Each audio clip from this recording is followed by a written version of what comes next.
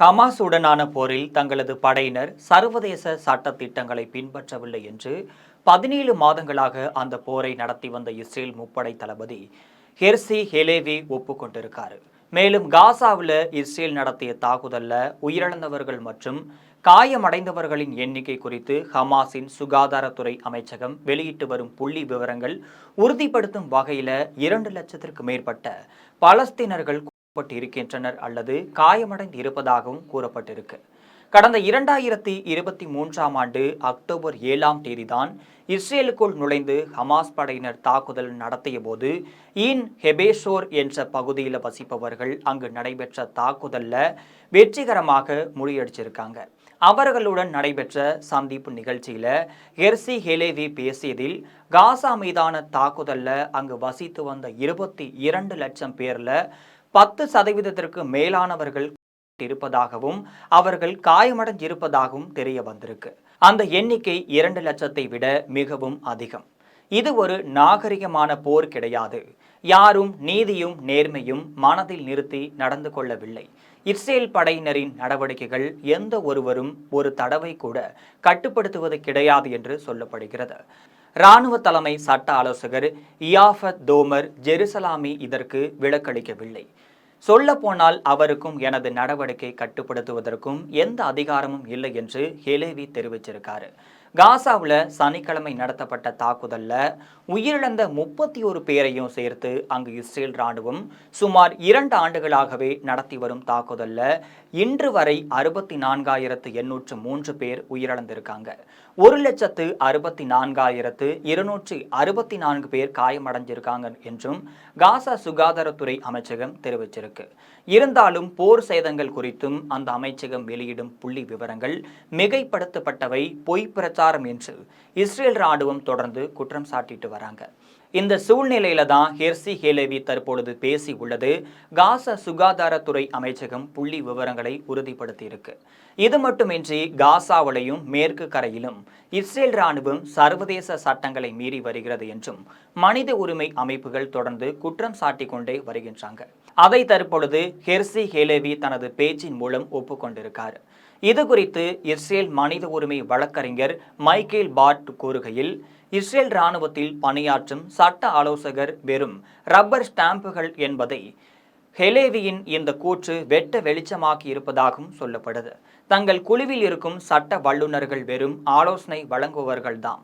அதனை தேவைப்பட்டால் மட்டுமே ஏற்றுக்கொள்ளலாம், இல்லை என்றால் புறக்கணித்து விடலாம் என்பதுதான் இஸ்ரேல் ராணுவ தளபதிகளின் மனப்பான்மையாக இருந்து வருகிறது.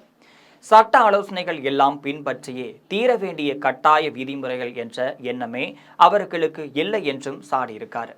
இஸ்ரேல் முப்படை தளபதி பொறுப்பிலிருந்து ஹெர்சி ஹெலேவி கடந்த மார்ச் மாதம் விலகிய பிறகு அவருக்கு பிறகு அந்த பொறுப்பை ஏற்ற இயால் ஷாமிரு தலைமை சட்ட ஆலோசகர் இயாபத் தோமர் ஜெருசலாமிரின் அறிவுறுத்தல்களை புறக்கணித்து வருவதாகவும் இஸ்ரேல் வெளியாகும் தி ஹெட்செட் நாளிதழ் தெரிவித்திருக்கிறது. காசா சிட்டியை கைப்பற்றுவதற்கு முன்னதாக அங்கு வசிக்கக்கூடிய சுமார் 10 லட்சம் பேரை வெளியேற இஸ்ரேல் பிறப்பித்த உத்தரவு சட்டவிரோதமானது என்று அந்த நகர மக்களுக்கு மாற்று இட வசதி ஏற்பாடு தரும் வரை அந்த உத்தரவை ஒத்திவைக்க வேண்டும் என்று தோமர் ஜெருசலாமி வலியுறுத்தியிருக்கார். தற்பொழுது இஸ்ரேல் தாக்குதலில் உயிரிழந்து வரும் காசா சிட்டி மக்களுக்கு பெரும்பான்மையானவர்கள் தங்கள் இருப்பிடங்களை கைவிட்டு தங்குவதற்கு இடமே இல்லாத பாதுகாப்பற்ற பகுதிக்கு செல்ல அஞ்சி வீடுகளில் முடங்கியவர்கள் என்பது குறிப்பிடத்தக்க செய்தியாகும். இந்த நிலையில் பாலஸ்தீனத்தின் காசாவில் 15 மாதங்களாக நீடித்து வரும் போரை முடிவுக்கு கொண்டு வர ஹமாஸ் இஸ்ரேல் இடையே ஒப்பந்தம் கையெழுத்தாகி இருக்கிறது. இதற்கு இந்தியா வரவேற்பு தெரிவித்திருக்காங்க. மேற்காசிய நாடான பாலஸ்தீனத்தின் காசா பகுதியை கட்டுப்பாட்டில் வைத்துள்ள ஹமாஸ் அமைப்பினர் கடந்த 2023 அக்டோபர் 7ஆம் தேதி இஸ்ரேலுக்குள் புகுந்து தாக்குதலையும் நடத்தியிருக்காங்க. இதுல 1200 இஸ்ரேலிய வீரர்கள் உயிரிழந்தும் இருக்காங்க. 250க்கும் மேற்பட்ட இஸ்ரேலியர்கள் பிணைய கைதிகளாக ஹமாஸ் தீவிரவாதிகள் பிடித்து சென்றிருக்காங்க. இதற்கு பதிலடியாக காசா மீது இஸ்ரேல் தாக்குதலும் நடத்தியிருக்காங்க. இதில் காசாவில் ஆயிரக்கணக்கான பெண்கள், குழந்தைகள் உட்பட இதுவரை 46,000 பேர் இறந்திருக்காங்க. மேலும் ஆயிரக்கணக்கானோர் அங்கிருந்து வெளியேறி தற்காலிக முகாம்களில் தங்கியிருக்காங்க. காசா போர்ல ஹமாஸ் தீவிரவாதிகள் 17,000 பேரை கொன்றுள்ளதாகவும் இஸ்ரேல் கூறியிருக்கிறது. இதற்கிடையே இஸ்ரேல் ஹமாஸ் இடையிலான போரை முடிவுக்கு கொண்டு வர எகிப்து, கத்தார் ஆகிய நாடுகள் தொடர்ந்து முயற்சி மேற்கொண்டு வருகின்றன. இதற்கு அமெரிக்க ஆதரவு அளித்து வந்திருக்கிறது. இந்த நிலையில பாலஸ்தீன சிறை கைதிகளுக்கும் பதிலாக இஸ்ரேலிய பிணை கைதிகளை விடுவிக்கவும், காசாவில் சண்டை நிறுத்தம் மேற்கொள்ளவும் இஸ்ரேல் ஹமாஸ் இடையே நேற்று முன்தினம் ஒப்பந்தமானது கையெழுத்தாகியிருக்கிறது. அமெரிக்காவின் புதிய அதிபராக டொனால்ட் ட்ரம்ப் வரும் 20ஆம் தேதி பதவியேற்க இருக்காரு. தான் பதவியேற்று 2 வாரங்களுக்குள் பிணைய கைதிகள் விடுவிக்கவில்லைனா ஹமாஸ் தீவிரவாதிகள் மோசமான விளைவுகளை சந்திக்க நேரிடும் என ட்ரம்ப் அவர்கள் எச்சரிக்கை விடுத்திருக்காரு.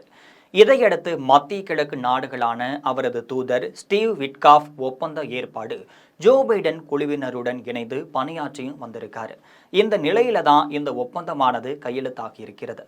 இது குறித்து ட்ரம்ப் வெளியிட்டுள்ள சமூக ஊடக பதிவுல மத்திய கிழக்குல பிணை கைதிகளை விடுவிக்க ஒப்பந்தமும் செய்யப்பட்டிருக்கு. இவர்கள் விரைவிலேயே விடுவிக்கப்படுவார்கள் அப்படின்னு சொல்லப்படுது. நன்றி என்றும் கூறியிருக்காரு. இஸ்ரேலிய பிணைய கைதிகள் நாடு திரும்புவதால பிரதமர் பெஞ்சமின் நெதன்யாகு அரசிற்கு எதிரான மக்களின் கோபம் தணியும் என்று எதிர்பார்க்கப்படுகிறது. இஸ்ரேல் ஹமாஸ் இடையிலான போர் நிறுத்த ஒப்பந்தத்திற்கு இந்தியா வரவேற்பும் தெரிவிச்சிருக்காங்க. இது குறித்து வெளியுறவு அமைச்சகம் வெளியிட்டுள்ள செய்தியில பார்த்தீங்கன்னா, காசாவுல பிணைய கைதிகள் விடுதலை மற்றும் போர் நிறுத்த ஒப்பந்தம் குறித்த அறிவிப்பை நாங்கள் வரவேற்பதாகவும் சொல்லியிருக்காங்க. இது காசா மக்களுக்கு பாதுகாப்பான மற்றும் தொடர்ச்சியான மனிதாபிமான உதவிகளை வழங்க வழிவகுக்கும் அப்படின்னு நம்புவதாகவும் சொல்லியிருக்காங்க. அனைத்து பிணை கைதிகளையும் விடுவிக்கவும், போர் நிறுத்தம் மேற்கொள்ளவும், பேச்சுவார்த்தை மற்றும் ராஜதந்திர பாதைக்கு திரும்பவும் நாங்கள் தொடர்ந்து அழைப்பு விடுத்து வந்தோம் என்று கூறப்பட்டிருக்கு.